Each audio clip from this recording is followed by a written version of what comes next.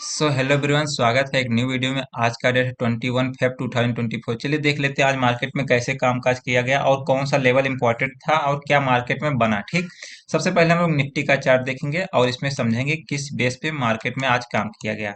देखिए मार्केट में क्या हो रहा था कि आज का जो सबसे पहले कैंडल देखेंगे आप लोग, कैंडल देखेंगे। ये कैंडल क्या हुआ, नीचे से बाइंग हुआ पहले कैंडल में, दूसरे में भी नीचे से बाइंग हुआ, तीसरा कैंडल डोजी बन गया। अभी देखिए हम लोग कैंडल देख रहे हैं, कैंडल के बाद स्विंग देखेंगे, स्विंग के बाद ओवरऑल मार्केट का एनालिसिस करेंगे। ठीक, अब देखिए चौथी कैंडल फिर देखेंगे, नीचे से बाइंग आया और ऊपर जाके क्लोजिंग भी कर दिया।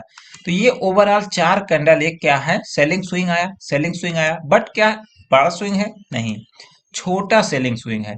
अब देखिए छोटा सेलिंग स्विंग में क्या बन रहा था, अगर मार्केट को देखा जाए ओवरऑल तो लोग यहाँ पर पूरा पिक्चर नहीं देखते हैं। क्यों? क्योंकि उनको बहुत जल्दी रहती है। ये देखिए सपोर्ट बनाया मार्केट, सपोर्ट बनाने के बाद मार्केट क्या बना रहा है, ये हायर हाई बना रहा है। तो क्या डायरेक्ट कहाँ तक मार्केट जा पाएगा? बहुत ज्यादा ऊपर नहीं जा पाएगा। फर्स्ट केस हो गया कि कंफर्मेशन, अभी ध्यान से समझिएगा आप लोग, कंफर्मेशन कब आ रहा था सेलिंग के लिए, कैसे आ रहा था। तो ये कंटिन्यूएशन कितना कर सकता है? बहुत ज्यादा नहीं करेगा, ये मार्केट का नेचर है ही नहीं। कम से कम कुछ फॉल करेगा, फिर से कंटिन्यूएशन कर सकता है। और ये डायरेक्ट कंटिन्यूएशन करना इम्पॉसिबल है, मतलब बहुत कम रेयर केस में। अब देखिए इसके बाद क्या हुआ कि मार्केट ओपन होके यहाँ पर सेलिंग स्विंग बनाया।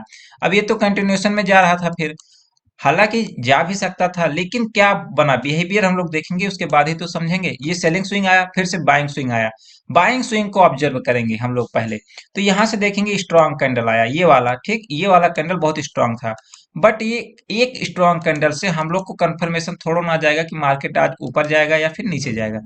इसके बाद हम लोग देखें कि यहाँ पर क्या हुआ, कहीं ना कहीं ये बना कि जो है ऊपर से यहाँ पर सेलिंग आने लगा। ठीक, अब जब ऊपर से सेलिंग आने लगा, कितनी कैंडल बना यहाँ पर सेलिंग वाली, तो ध्यान से देखेंगे आप लोग, दो कैंडल ऐसा बना जिसमें रेड बना और ऊपर से सेलिंग आई। ठीक, तो यहाँ से क्या हो रहा है, नीचे से तो बाइंग करके ले गए लोग, बट ऊपर कोई बाइंग करने के लिए इंटरेस्टेड नहीं है। अब देखिए इस चीज को मैं आपको अभी कॉल ऑप्शन पे बहुत अच्छे से समझाऊंगा। देखिए क्या हो रहा था, यहाँ पर हम लोग देखेंगे, ये कॉल ऑप्शन है एट द मनी का। मार्केट उस समय किस लेवल पर था, तो इस लेवल पर था लगभग 200 का। ठीक, अब देखिए यहाँ पर हम लोग ओपन किए हैं 22,200 का कॉल। ठीक, और यहाँ पर निफ्टी, ये निफ्टी है और ये 22,200 का कॉल है।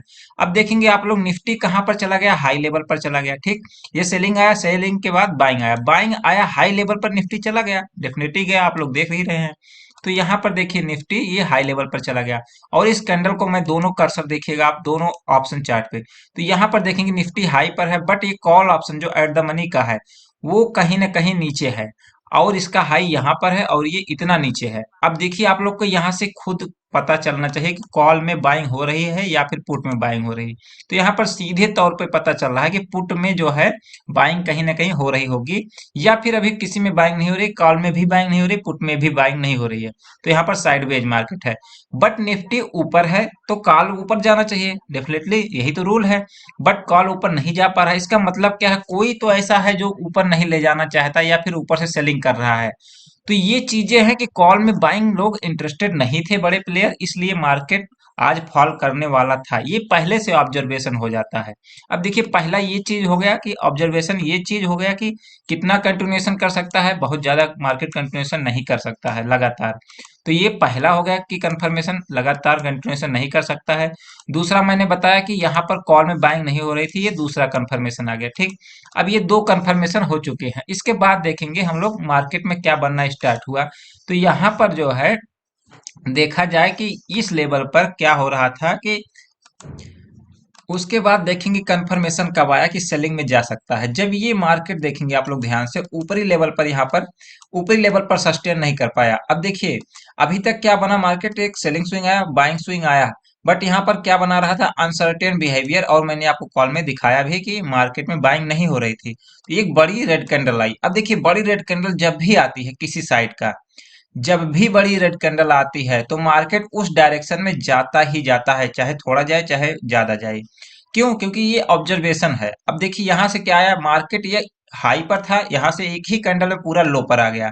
अब जब लो पे आ गया मार्केट, तो यहाँ से अब क्या हो सकता है, जब भी मार्केट डायरेक्शन चेंज करता है, तो उस साइड जाने की ज्यादा पॉसिबिलिटी होती है। जैसे पहले सेलिंग स्विंग आया, फिर बाइंग स्विंग में गया। अब ये बाइंग स्विंग बड़ा नहीं बना पाया तो सेलिंग बड़ा बना दिया। जब बड़ा सेलिंग बना दिया, अब इसका डायरेक्शन क्लियर हो रहा था कि यहीं से सेलिंग आ सकती है। बट क्या हम लोग एंट्री के लिए कैसे प्लान करें, एंट्री कैसे प्लान करें? तो यहाँ पर क्या डायरेक्ट एंट्री कर सकते थे? नहीं। डायरेक्ट एंट्री क्यों नहीं किया जा सकता था? क्योंकि मार्केट ओवरऑल ट्रेंड क्या है, पॉजिटिव है। ओवरऑल अभी ट्रेंड पॉजिटिव में है, तो यहाँ से हम लोग डायरेक्ट सेल नहीं कर सकते हैं। ये अपना एक कंफर्मेशन आए या फिर वीकनेस आए मार्केट में। वीकनेस कब आया मार्केट में? अब देखिए, ये इंट्राडे लो था, ठीक, ये इंट्राडे लो था। इस कैंडल में इंट्राडे लो ब्रेक किया, ठीक, मार्केट। उसके बाद यहाँ पर एक कैंडल नीचे आया। नीचे आने के बाद फिर से ग्रीन कैंडल बना दिया। अब देखिए, यहाँ पर क्या कंफर्म हो रहा था कि मार्केट में अब ये वाला कैंडल सेफ है। यहाँ जिसका एसएल है उसका एसएल सेफ है। बट हम लोग की एंट्री कहाँ किया जा सकता है?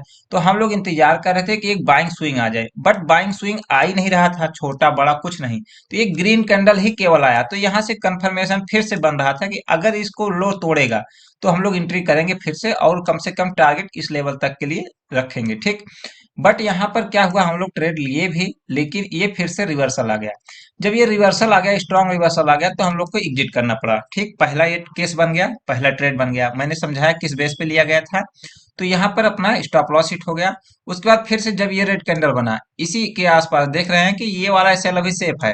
बट एंट्री की बात होती है ना कि एंट्री कहाँ करना है। तो ये वाला एसएल सेफ है, लेकिन अब इतना बड़ा एसएल तो हम लोग रख नहीं सकते हैं, लोअर लेवल पर एंट्री कर रहे हैं। तो लो लेवल पर एंट्री करने का यही रिस्क होता है। तो यहाँ पर फिर से जब दो रेड कैंडल बनी तो कंफर्मेशन आया सेलिंग में मार्केट अब जा सकता है, इसको कम से कम ब्रेक करेगा। लेकिन जैसे ही एंट्री किया गया फिर से मार्केट रिवर्स कर गया। तो ये दो स्टॉप लॉस आज हिट हो गया हम लोग का। तो ये चीजें होती रहती हैं कभी कभी। उसके बाद कहीं ना कहीं मार्केट ऊपर गया, बट सस्टेन नहीं किया, और एक ट्रेंड लाइन भी बन रहा था यहाँ से। तो आप लोग देखेंगे इस ट्रेंड लाइन का जब ब्रेक डाउन आया, मार्केट बहुत अच्छे से फॉल कर गया सेकेंड हाफ में। तो फर्स्ट हाफ में जो चीज एक्सपेक्टेड थी वो चीज नहीं आई, लेकिन हम लोग का ओवरव्यू तो ठीक है, लेकिन हम लोग कितना बड़ा स्टॉप लॉस ले सकते हैं, ये सबका अपना अपना रिस्क होता है। हम लोग ज्यादा बड़ा स्टॉप लॉस लेते नहीं है। ऑप्शन चार्ट पे मैक्सिमम 10 to 15 पॉइंट का ही स्टॉप लॉस रहता है। अब जब वो आ गया और वो भी क्या किया जाए, दो बार स्टॉप लॉस हिट हो गया, तो उस हिसाब से अपना रिस्क मैनेज करते हुए हम लोग एग्जिट कर दिए, ठीक। तो मेरा पर्सनल जो ट्रेड था, एक ट्रेड यहाँ पर था, तो यहाँ पर जब रिवर्सल आया तो हमको एग्जिट करना पड़ा। दूसरा ट्रेड यहाँ पर फिर से एंट्री किया गया, बट यहाँ से फिर से रिवर्सल आ गया तो एग्जिट करना पड़ा। तो ये पर्सनल ट्रेड जो था, मैं उसको पोस्ट कर देता हूँ टेलीग्राम पे। और मैंने पोस्ट भी किया था। देखिए, मैं खुद थोड़ा पहले भी ले सकता हूँ, लेकिन मैं जो देता हूँ एकदम जब कंफर्म हो जाता है तभी मैं देता हूँ। तो जैसे कंफर्मेशन आ गया था इस लेवल पर कि यहाँ से ये एंट्री रहेगा और ये स्टॉप लॉस है टारगेट, क्योंकि यहाँ से अब एकदम कंफर्म हो गया था, तो ये मैंने दिया था 10:52 पर।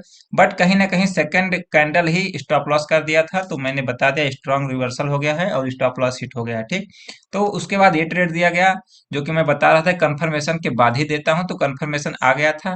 बट कहीं ना कहीं इसको भी मार्केट रिवर्स कर दिया, तो उस हिसाब से इसमें भी स्टॉप लॉस हिट हो गया, ठीक। तो ये दोनों ट्रेड में आज स्टॉप लॉस हिट हो गया। क्योंकि देखिए, मार्केट में तो सेलिंग करना ही था, बाइंग तो मार्केट था नहीं।